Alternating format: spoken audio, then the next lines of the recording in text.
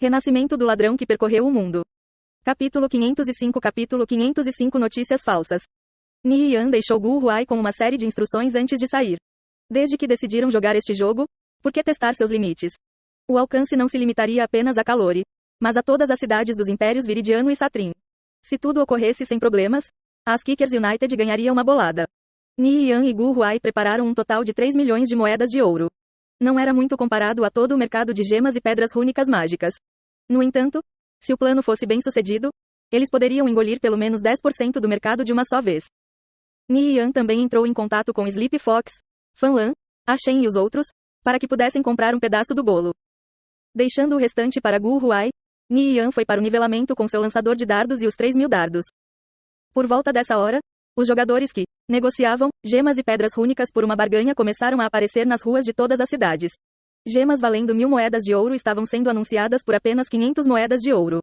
Enquanto isso, gemas e pedras rúnicas no valor de várias centenas de ouro estavam sendo anunciadas por apenas 20 a 30 moedas ouro. Rumores começaram a circular por aí. Um deles afirmou que os preços das gemas e pedras rúnicas estavam dando um enorme mergulho, com as pessoas nos fóruns confirmando isso, recontando o que estavam vendo nas ruas.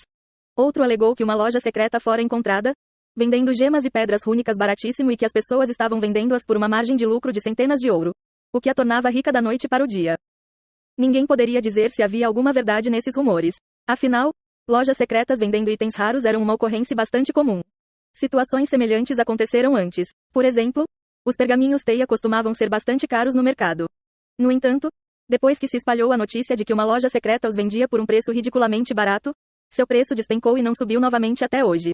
Talvez o boato sobre uma loja secreta de gemas e pedras rúnicas fosse verdade. A maioria dos jogadores de alto nível apenas armazenava gemas em seus depósitos pessoais.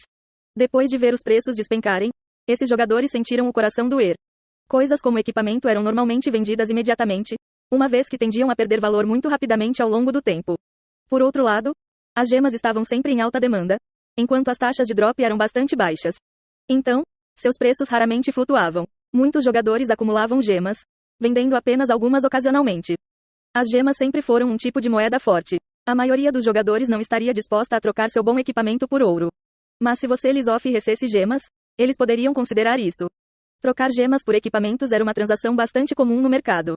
Alguns jogadores de alto nível só aceitavam gemas quando vendiam equipamentos. Para eles, as gemas representavam uma grande parte de seus ativos pessoais. Quando o valor das gemas repentinamente despencou, eles se sentiram como se uma lasca de carne estivesse sendo arrancada de seus corações. Quer estes rumores tivessem ou não alguma verdade, ninguém poderia confirmar.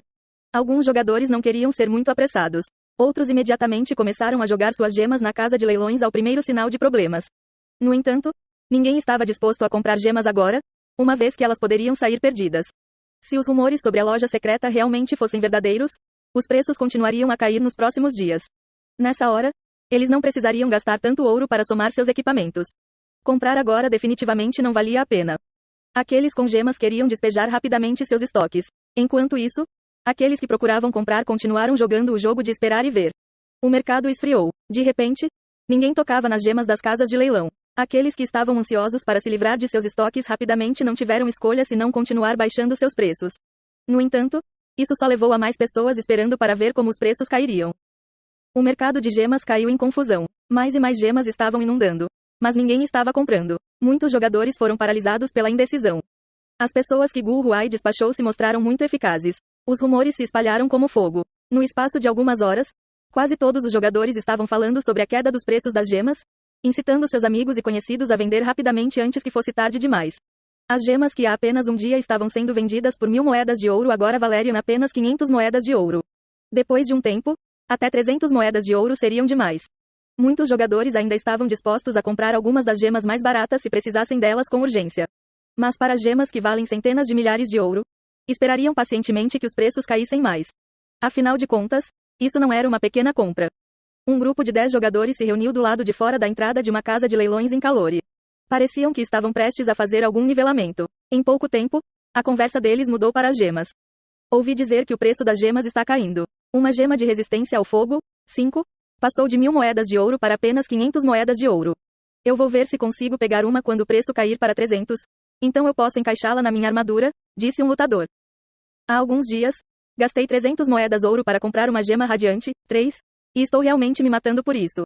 Você sabe por quanto está sendo vendida agora? Apenas 80 moedas de ouro. Você teria que ser estúpido para comprar agora. Eu ouvi que alguns jogadores encontraram uma loja secreta onde você pode comprar 1000 gemas por apenas 30 moedas de ouro. E eles estão vendendo para nós por um lucro louco. Aposto que em mais alguns dias você verá gemas de 1000 moedas de ouro por apenas 100 moedas de ouro. Se você gastar 300 moedas de ouro para comprar umas gemas agora, você vai se arrepender mais tarde. Interrompeu um mago sagrado. Realmente? O lutador perguntou com uma expressão cética. Claro que é verdade. Um dos meus amigos visitou essa loja secreta antes. Ele acabou gerando um lucro de 300.000 moedas de ouro, revendendo as gemas. Dê algum tempo e você dificilmente encontrará alguém disposto a comprar uma gema de resistência ao fogo, 5, por 100 moedas de ouro. Felizmente, eu descobri sobre isso cedo. Eu esvaziei completamente todas as gemas no meu armazenamento pessoal. Hehe, em alguns dias, eu vou ter algumas vestes com alta resistência física. Um mago arcano entrou na conversa. Droga, realmente? 300.000 moedas de ouro? Tanto? Os jogadores próximos respiraram fundo e vieram perguntar. Vendo uma multidão começando a se reunir em torno dele, o mago arcano começou a soprar ainda mais fumaça. Esta era, obviamente, uma notícia falsa. Entretanto, um boato repetido o suficiente acabaria se tornando um fato. Aqueles que não tinham gemas e queriam que o preço das gemas continuassem caindo fizeram o possível para espalhar o boato. Aqueles que inicialmente não acreditavam nos rumores e ainda tinham gemas em seus estoques pessoais soltaram suspiros profundos e começaram a vender suas gemas. Aqueles que queriam comprar gemas jogavam o jogo de esperar e ver. Aqueles que tinham gemas cortaram seus preços como loucos em uma tentativa de se livrar delas rapidamente. Como resultado, os preços das gemas no mercado caíram lenta e continuamente. Isto permitiu aos jogadores experimentar verdadeiramente o chamado efeito bola de neve. Esses resultados foram ainda maiores do que o esperado por Ni Yan e Gu Huai. Ni Yan originalmente previu que o preço das gemas chegariam em seu valor-alvo em 5 dias. No entanto, os rumores se espalharam mais rápido do que esperavam. No segundo dia, os preços já estavam bem abaixo do esperado. Gemas que normalmente valiam 1000 moedas de ouro estavam sendo completamente ignoradas nas casas de leilões, apesar de seus preços serem cortados para apenas 100 moedas de ouro. Isso era simplesmente inacreditável. Ni Yan, devemos começar a comprar? Gu Huai perguntou. Essa queda no preço das gemas o deixara tremendo de medo. Temia que os preços começassem a retornar ao seu valor original. Ni Yan verificou o super canal de comércio. As casas de leilões estavam cheias de gemas. Mais de 5 a 6 vezes a quantidade usual. Todo mundo estava retirando as gemas de seus armazenamentos pessoais e jogando-as nas casas de leilão. O aumento na quantidade de gemas reafirmou ainda mais a crença no coração das pessoas de que os rumores eram verdadeiros. Caso contrário, por que tantas pessoas venderiam suas gemas de repente? Uma vez que o boato ganhou algum apoio, ficou ainda mais assustador. Ni Yan estimou que esse era o limite de quão baixos os preços cairiam. Qualquer menor e os jogadores preferem começar a manter as gemas para usar por si mesmos. Afinal, as pessoas que vendiam essas gemas não eram pobres. Comece a comprar tudo. Uma vez que Ni Yan deu a ordem, Gu Huai mandou as pessoas sob seu comando às mais de 300 casas de leilão espalhadas pelos impérios Viridiano e Satrim começar a comprar as gemas. 3 milhões de moedas de ouro foram embora num piscar de olhos. Cerca de 12% das gemas do mercado foram devoradas. 3 milhões de moedas de ouro? Terminamos. Gu Huai engoliu a seco, o suor frio escorrendo de sua testa. Esta foi a primeira vez dele gastando uma quantidade tão absurda de dinheiro. E o Sleep Fox? E a Shen e os outros? Ni Yan perguntou. Eles também estão comprando tudo como loucos. Holy Empire gastou 500.000 moedas de ouro em gemas, a War God Tribe, 600.000, Sapphire Shrine, 500.000, Battle Crazed Alliance, 400.000 e Radiant Sacred Flame, 300.000. Somando tudo, foram 5 milhões de moedas de ouro em um instante. Ni Yan fez alguns cálculos. 5 milhões de moedas de ouro representavam aproximadamente 20% do mercado. Entre em contato com o grupo financeiro Dragonsuar. Deixe-os entrar em algumas das ações também e vamos liquidar uma parte do tesouro da guilda. Qualquer ouro que conseguirmos usaremos para comprar gemas. Os impérios Viridiano e Satrim não têm algumas grandes organizações de empréstimos? Vamos ver quanto podemos pegar emprestado. Certifique-se de deixar tudo em segredo. Esta é uma oportunidade rara. Se perdermos, não virá novamente. Eles não têm uma taxa de juros de 10 dias a 10%? Isso é um pouco perigoso. E se o preço das gemas não se recuperar e não podermos vender tudo? Esse ouro vai todo pelo ralo, disse Gu Huai ansiosamente. Ele não queria acabar arruinado a guilda. Não se preocupe, recuperaremos mais de 10 vezes o nosso investimento inicial. Ni Yan o tranquilizou. Eles estavam lucrando muito mais do que os agiotas vendendo essas gemas.